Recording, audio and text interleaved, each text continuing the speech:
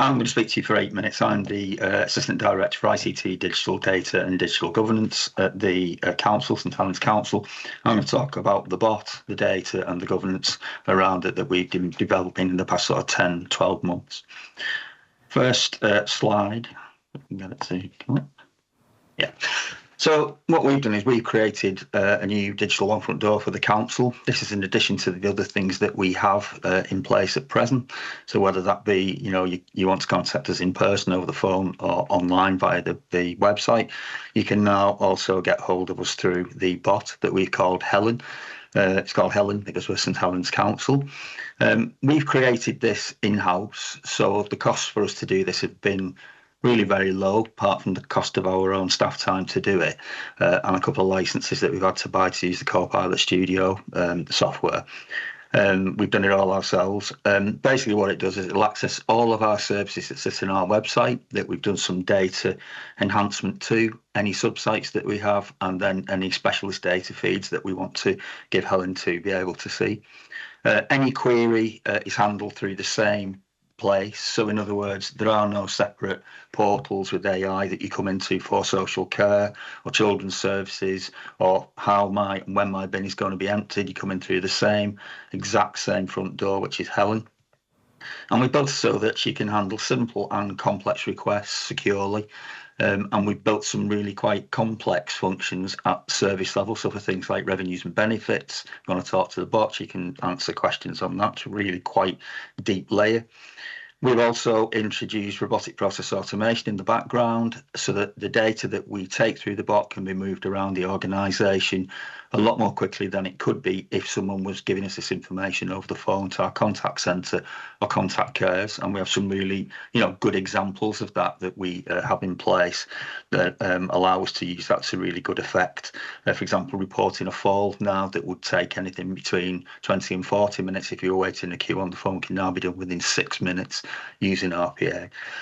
She's available 24 hours a day, 7 days a week, 365 days a year via the website, via smartphone. And she can also connect to back-end data sources to feed up information. If we know who you are, we can tell you some information about what's going on and enable contact tracking so that you can see where your particular queries up to date.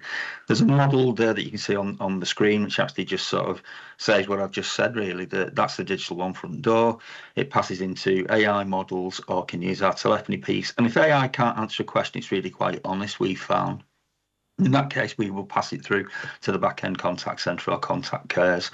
This model also shows how we secure the data from line of business systems, and I'm going to go into that in a moment on the data slides, so that, again, if we know you and we're authenticated with you, we can do a lot more through the bot with you. This is an example of what we did first, because when people say they're doing AI, what I always say to them is, well, before you start doing AI, do the data, know what the data is, where it's coming from, how you're moderating it, and how you're going to use it. So this is what we've called our Smart Cloud Data Hub, and these are data wheels. In this particular case, it's an example of people's services and the types of things that you might see there. So things like, feeders coming from self-assessment, from falls management, incontinence management, and so on. This has become the central go-to repository for our BI teams and everyone else that wants to use information to report. So there are very few spreadsheets now knocking around in the council where people are connecting those things like Power BI. They go straight to the cloud and they use this data from there. We built this in Microsoft Azure Fabric, and when we build it as a governance perspective, we have zero trust allocated to those data sets from the moment that they're put up into the cloud until we are told who should actually be able to have access to them.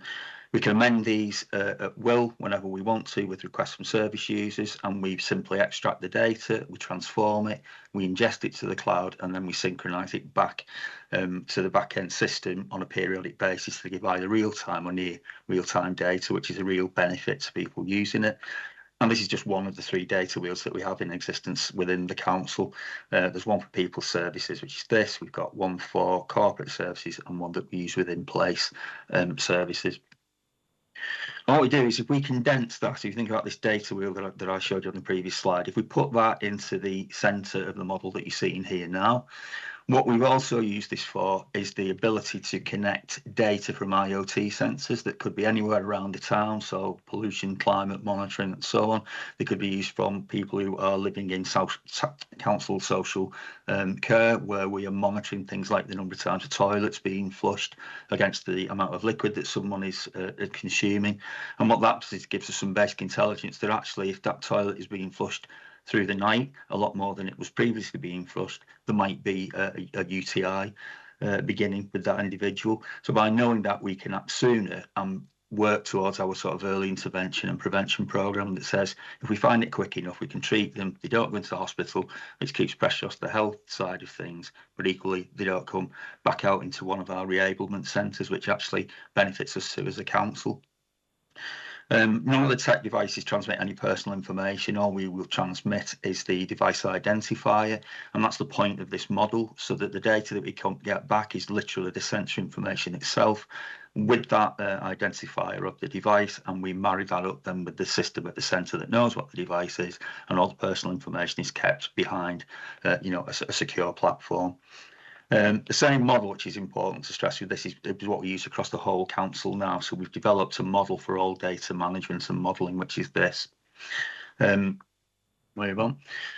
In governance terms, AI and data, clearly that's a massive issue, and we've heard a lot about that as we've gone through, the presentations tonight. Public-facing AI, from our perspective, will never ever get access to a back-end system. We just don't allow that. Smart Cloud Data Hub holds data from the back-end systems that we have moderated in the way that I described. So we've taken it out, then we've put it up into the cloud and given secure access to those individuals that need it with zero trust, which is managed by our database administrators. The data that we actually use for AI, or for Helen in this case, is further moderated. So we don't even let it see the data that is coming out of that extract and made available to our BI teams. We look at that and we moderate it further to say, we're only going to let Helen see the information that she really needs to see.